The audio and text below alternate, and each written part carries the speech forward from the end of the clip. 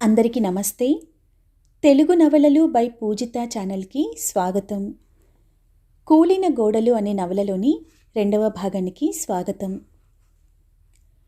తొలికోడి కూసే వేళకే నిండుగా సామానుతో గూడు బండి తయారైంది. తల్లితో పాటు లేచిపోయిన మధు తను తొడుక్కున్న కొత్త చొక్కా చూపించేందుకు తండ్రి మంచం దగ్గరికి పరిగెత్తాడు. నాన్నోయ్, నాన్నా, తాతయ్య గారి ఊరు వెళ్ళిపోతున్నాం, నేను కొత్త చొక్కా తొడుక్కున్నాను అంటూ ఆయన చెవిలో ఖయ్యమన్నాడు. ఛ, వెర్రి వెధవా, వెళ్ళేవాడివి వెళ్ళక నా నిద్ర పాడు చేస్తావేం అని కసిరి కొట్టాడాయన. మధు తన పని కాస్త అయిపోయినట్టు మంచం దూకి బండికేసి పరిగెత్తాడు. కళ్యాణి అన్నీ బండిలో సర్దించటం పూర్తి చేసి భర్త దగ్గరికి వచ్చింది. నెమ్మదిగా ఆయన కప్పుకున్న దుప్పటి తీస్తూ, తర్వాత కావలసినంత నిద్రపోదురు కానీ కాస్త అలా ఊరు బయటకు రాకూడదు, అన్నీ సర్దించేశాను, వెంకన్న బండి కట్టేస్తున్నాడు అంది. నీ కొడుకు నువ్వు నన్ను నిద్రపోనిచ్చేలా లేరు కదూ అని ఖయ్యమంటూ నిండా ముసుగు బిగించేశాడు జగన్నాథం. కళ్యాణి నవ్వుకుంది. సరే అయితే నేను వెళ్ళిపోతున్నాను, ఎన్ని రోజులు పడుకుంటారో పడుకోండి.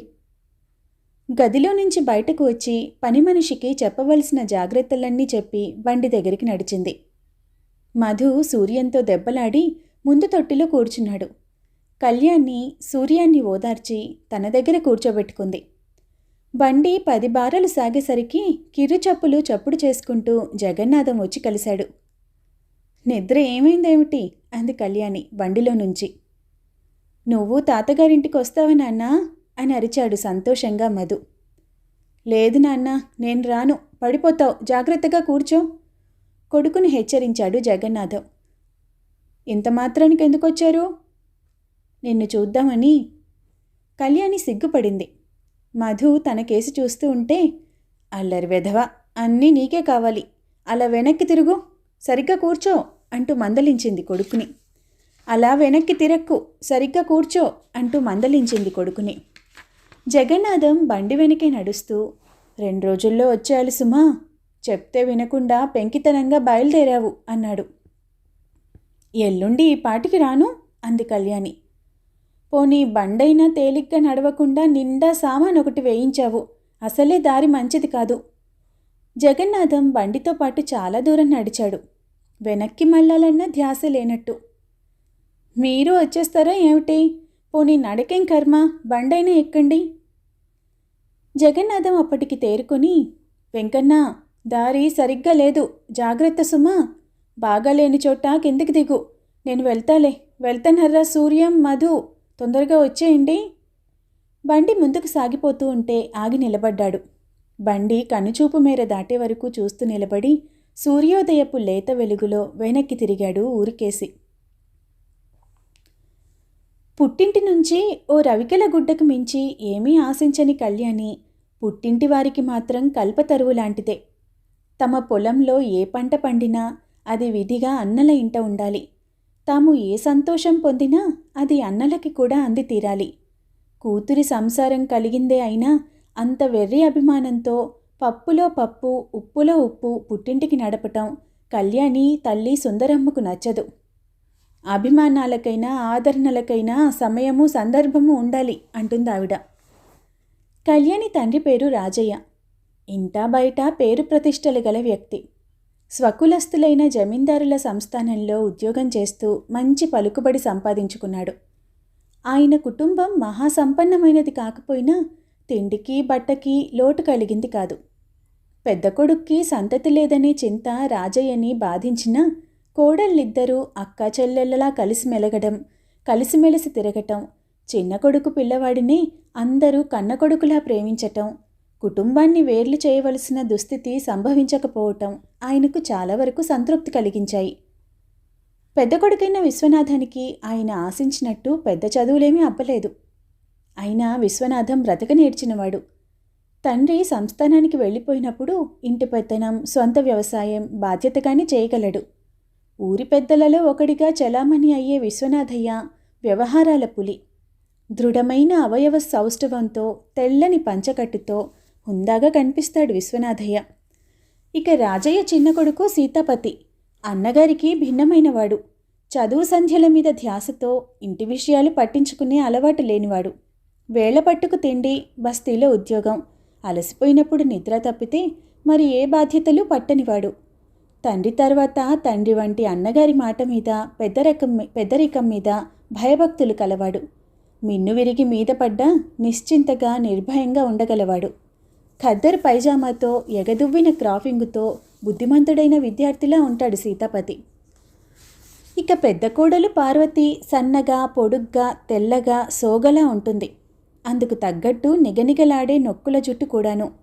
త్రాచులా బారెడు జడ అల్లుకుంటుంది. ఎప్పుడూ నాజుగ్గా వాయులు చీరల వంటి మెత్తని బట్టలే కడుతుంది. ఇకపోతే చిన్న కోడలు సావిత్రి చామన ఛాయగా, కొంచెం పొట్టిగా, బొద్దుగా ఉంటుంది. రోజుకొకసారి తల దువ్వుకోవటానికి కూడా బద్దకిస్తుంది.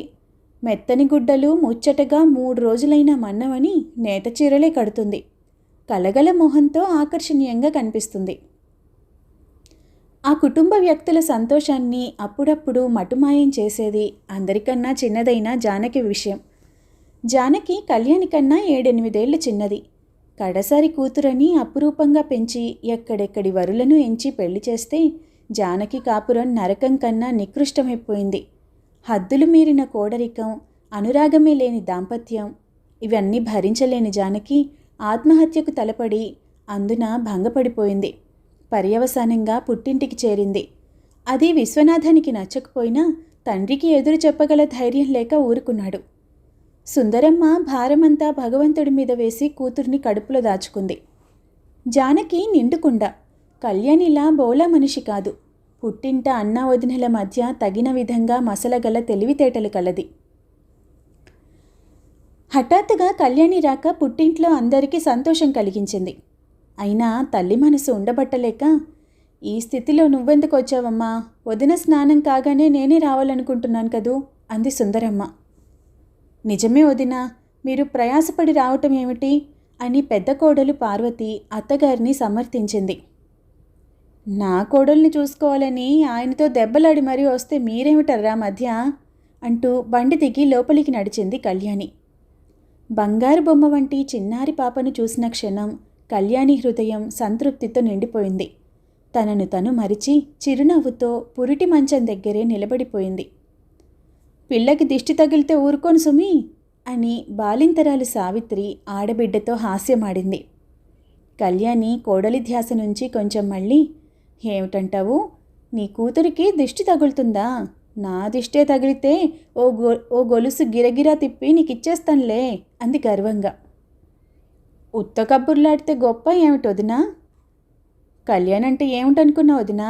మాటలొకటి చేతలొకటినా? నా కోడలికి ఓ గొలుసు ఇచ్చుకోలేను. అప్పుడే గదిలోనికి వస్తూ సుందరమ్మ కూతురు మాటలు విని తన అయిష్టత మొహంలో కనిపించనీయకుండా, కళ్యాణి, తర్వాత మాట్లాడుకోవచ్చు, మిట్ట మధ్యాహ్నం దాటింది, భోజనానికి రారాదే అంది. నా మతి మండినట్టే ఉంది.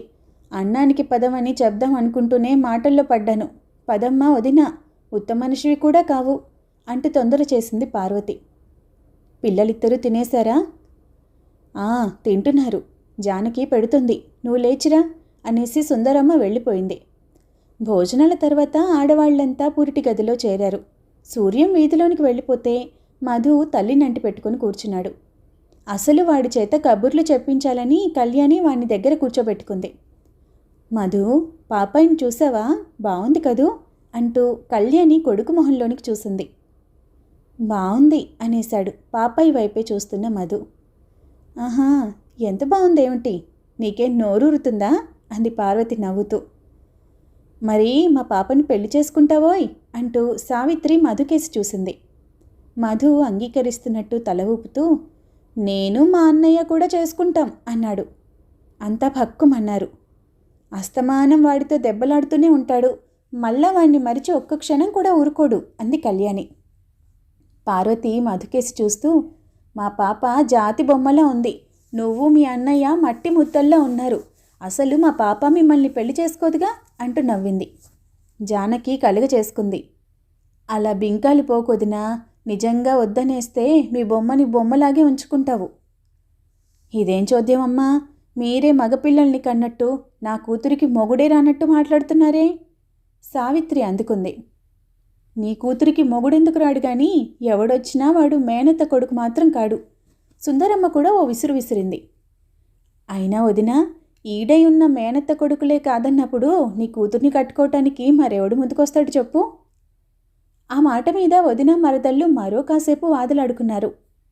అంతలో మధుకి ఏదో కోరిక పుట్టుకొచ్చింది. అది కాస్త తల్లి చెవిలో వెల్లడించాడు. కళ్యాణి నవ్వుతూ, చ, అప్పుడే ఎత్తుకు మోస్తానంటే వాళ్ళకి లోకు కాదుట్రా, మనం ఎంత బుంకంగా ఉండాలి అంది. ఆ వేలాకోళాలతో కళ్యాణి ఒళ్ళు పరవశమైపోయింది. మంచి అల్లుడివే బాబూ, దాని కాలో చెయ్యో విరిగిందంటే నువ్వు కూడా తప్పించుకు మరీ వెక్కిరిస్తావు అంది చిన్నత్త. ఆగవయ్యా, నీకు చెల్లాయి పుడుతుంది, ఎత్తుకు తిప్పుదువు గాని అంది పెద్దత్త. అయినా పెళ్ళాన్ని ఎత్తుకుంటారంట్రా అంది పిన్ని. అందరూ ఏకగ్రీవంగా తన కోరికను వెక్కిరించటంతో మధు సిగ్గుపడి పరిగెత్తుకుని వెళ్ళిపోయాడు. నవ్వుల మధ్య పార్వతి అంది, పాపని మేం పెంచుకుంటున్నాం కళ్యాణి, మీ అన్నయ్య అలాగే అంటున్నారు. ఇకని అందరి ముచ్చట తీరుతుంది. అయితే పిల్లనిమ్మని నేను ఎవరిని అడగాలంటావు? ఇద్దరినీను. బావుంది, అందరికీ ఒక్క అత్తగారే గాని నా కొడుక్కి ఇద్దరత్తలా? మళ్ళీ నవ్వులు. మాటల సందట్లో పాప పేరు విషయం కూడా దొర్లింది. అంతా కలిసి అత్తగారితే పెత్తనమన్నారు. కళ్యాణి నవ్వింది. నేను ఆలోచించుకునే ఉన్నానులేండి. మధుసూదనుడి పెళ్ళాం సుధారాణి అయితే పేర్లు కలిసి అందంగా ఉంటుంది. సుధారాణి, సుధా అందరికీ నచ్చినట్టే కనపడి కళ్యాణి మనసు దూదిపించకన్నా తేలికపడింది. భర్త మందలిస్తూ ఉన్నా రావటం, కోడల్ని చూడటం, తనకు నచ్చిన పేరు పెట్టటం అంతా చాలా ఆనందంగా అనిపించింది. కళ్యాణి వచ్చిన 3వ రోజు సావిత్రికి పురిటి స్నానం అయింది. కళ్యాణి సుధని ఒడిలో పడుకోబెట్టుకొని తన మెడలో నుంచి ఎరుపురాల్లా జిగిని గొలుసు తీసి కోడలి మెడలో వేసింది. చూడొదినా, నేనేదో ఉత్త కబుర్లు చెప్పటమే అనుకున్నారు కదూ, ఇది పుట్టిందని తెలిసినప్పుడే అనుకున్నాను ఈ గొలుసు దీందేనని. అమ్మో, నా కోడలు మెరిసిపోతుందమ్మో అంటూ పాప బుగ్గల మీద ముద్దు పెట్టుకుంది. పార్వతీ, సావిత్రి విస్తుపోయారు. అయ్యో, ఇప్పుడు గొలుసులవి ఎందుకు కళ్యాణి, పెట్టుకునే కాలం లేదా అంది సావిత్రి. పార్వతి తేరుకొని, మీ సంబరాలకేం గాని మా పిల్ల ఆ పేరు మొయ్యలేదమ్మా, తీసి దాచండి అంది. నీ కూతురు ఎంత సుకుమారైతే మాత్రం బంగారాన్ని బరువు అనుకునే ఆడదుంటుందంటావా? కళ్యాణి అనురాగానికి సావిత్రి కళ్ళు చెమర్చినట్టే అయ్యాయి. నీ వంటి అత్తగారుంటే నా కూతురు కన్నతల్లిని మర్చిపోతుంది కళ్యాణి. కూతురు చేసిన పని సుందరమ్మకు నచ్చలేదు. సమయం కోసం కాచు కూర్చున్నట్టు కనుచీకట్లో జామ చెట్టు కింద కోడళ్ళెవరూ చూడకుండా కూతుర్ని సన్నసన్నగా చీవాట్లు పెట్టింది. కోడలైతే అయినప్పుడు చూసుకోవాలి గాని అంత తొందరపాటేమిటే? మహారాణి విసిరేసినట్టు మెడలో గొలుసు తీసిచ్చేస్తావా? రేపు నీకు ఆడపిల్ల పుట్టకూడదా? లక్షణంగా దానికి అది ఉంచుకోవు. నీకు అసలు లోకజ్ఞానం ఎప్పుడొస్తుందే? పోనీ అమ్మా, ఆడపిల్ల పుట్టాలే గాని గొలుసు చేయించుకోలేకపోతామంటావా? అయ్యో, ఎంత పిచ్చిదానివే. సుందరమ్మ మరేమీ అనలేకపోయింది. ఒక్క కడుపున పుట్టిన బిడ్డలు అన్యోన్యంగా ఉంటామంటే ఏ తల్లి మాత్రం సంతోషపడదు? కొంచెంసేపు ఊరుకొని అందావిడ. చీమలు తింటే కొండలైనా తరుగుతాయంటారు. ఎంత కలిగిన సంసారం అయితే మాత్రం కావలసిన వాళ్ళకి బాధ్యత లేకపోతే కష్టం. అల్లుడి గారి సంగతి అందరికీ తెలిసిందే. ఆయన ఖర్చులేమిటో సరదాలేమిటో తప్ప ఓ అర్ధని రూపాయి చేసుకు పెంచుకుందామనే ధ్యాస లేదు. పోనీ నువ్వైనా తెలివిగా మసులుకుంటావేమో అనుకుంటే నీ దాన ధర్మాలు నీవే. చేతికి ఎముకెళ్ళినట్టు ధారపోస్తావు. తెల్లనివన్నీ పాలు, నల్లనివన్నీ నీళ్లును నీకు. అప్పుడే 3 బిడ్డల తల్లివి. ఇంకా కనాలి, పెంచాలి. ఎంత సంపద ఉంటే మాత్రం చేదా? ఏమిటమ్మా అంటున్నావు అంటూ జానకి వస్తే తమ మధ్య జరిగిన సంభాషణ ఏమంత చెప్పదగ్గది కాదన్నట్టు నవ్వేస్తూ అంది కళ్యాణి. మీ బావ 2 రోజుల్లో రమ్మంటే 4 రోజులు కూర్చున్నాను. ఆయనకి కోపం వస్తుందో ఏమో. రేపు తెల్లారగట్ల బయలుదేరదామంటే ఏదో చెప్తుంది అమ్మ. నిజమే, వెళితేనే మంచిది అంది జానకి. అమ్మా అమ్మా అని అరుస్తూ పరిగెత్తుకొనొచ్చాడు మధు. ఏదో గొడవ తెచ్చాడని వాడి కంగారే చెప్తుంది.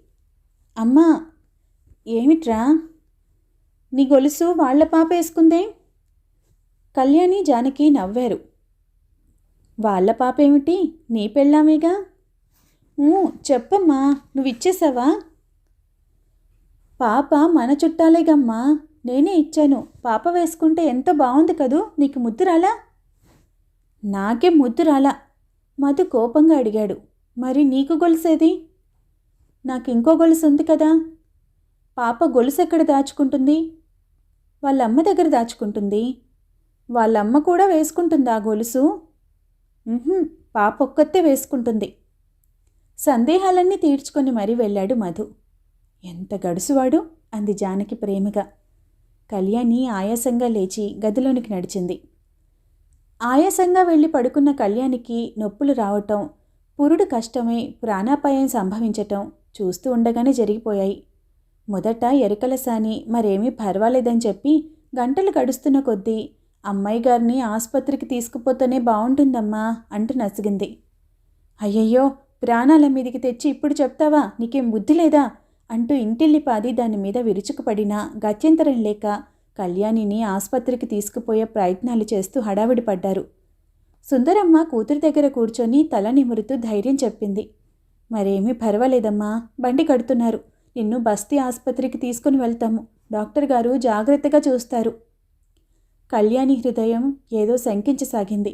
భర్త మందలిస్తూ ఉన్నా వినకుండా తను ప్రయాణం కావటం, తనని ఎక్కడికో శాశ్వతంగా పంపివేస్తున్నట్టు ఆయన బాధపడటం, విడిచి వెళ్ళలేక బండి వెనకే నడిచి రావటం అన్నీ గుర్తొచ్చి భయంతో కంపించిపోయింది. బండి సిద్ధమైంది. కదలబోతూ ఉంటే హఠాత్తుగా కళ్యాణి, పిల్లలేరమ్మా అని అడిగింది. నిద్రపోతున్నారు, వాళ్ళెందుకమ్మా? పర్వాలేదు, లేపి బండి ఎక్కించండి, వస్తారు. అదేమిటి కళ్యాణి, ఆసుపత్రికి వాళ్ళెందుకు? వాళ్ళు నా దగ్గరే ఉండాలమ్మా, తీసుకురండి. ఎవరు ఎన్ని విధాలా చెప్పినా చివరికి తండ్రి మందలించినా వినలేదు కళ్యాణి. చేసేది లేక సూర్యాన్ని మధుని నిద్రలేపి బండి ఎక్కించారు. తల్లి బాధగా మూలుగుతూ పడి ఉండటం, అమ్మమ్మ మాటిమాటికి కళ్ళు తుడుచుకోవటం, అకస్మాత్తుగా బండిలో ఎక్కడికో బయలుదేరటం అంతా అయోమయమైపోయింది పిల్లలకి. సూర్యం భయంగా తల్లికేసి చూస్తూ ఉంటే మధు బిక్కమొహం వేసుకుని అన్నని గట్టిగా కావిలించేసుకున్నాడు. కళ్యాణి కళ్ళు తెరిచి పిల్లలిద్దరినీ చూసింది. సూర్యం వెక్కి వెక్కి ఏడవటం ప్రారంభించాడు. కొడుకు చేయి పట్టుకుని ఏడవద్దన్నట్టు వారించింది. మధు బిత్తర చూపులు చూస్తూ అడిగాడు, మనం నాన్న దగ్గరికి వెళ్తున్నామా అమ్మా? కళ్యాణి కళ్ళల్లో నీరు నిండింది. సుందరమ్మ మందలిస్తున్నట్టుగా అంది.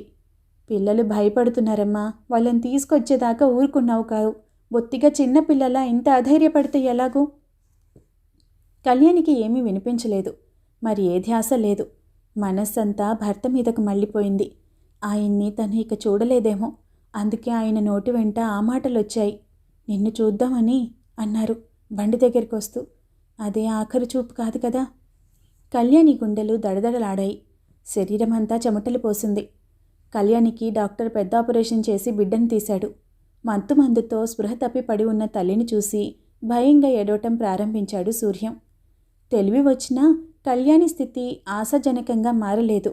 విపరీతమైన దాహంతో మంచినీళ్ల కోసం సైగ చేసిన కళ్యాణికి ఇంజెక్షన్ చేశాడు డాక్టర్. పూర్తిగా అధైర్యపడిపోయిన కళ్యాణికి ఇక తను జీవించటం మీద నమ్మకం పోయింది. అంతిమ దశలో కళ్యాణిని సంతోషపెట్టింది కూతురు పుట్టిందన్న సంగతి. పాప పాప అంటూ అస్పష్టంగా అనుకుంది. డాక్టర్ మరేదో ఇంజెక్షన్ ఇవ్వటానికి సిద్ధపడుతూ ఉంటే ఇక అవసరం లేకపోయింది. కళ్యాణి కళ్ళు మూసింది శాశ్వతంగా. మరి ఆ తర్వాత ఏం జరిగింది వచ్చే భాగంలో తెలుసుకుందాం. అంతవరకు సెలవు. ధన్యవాదాలు.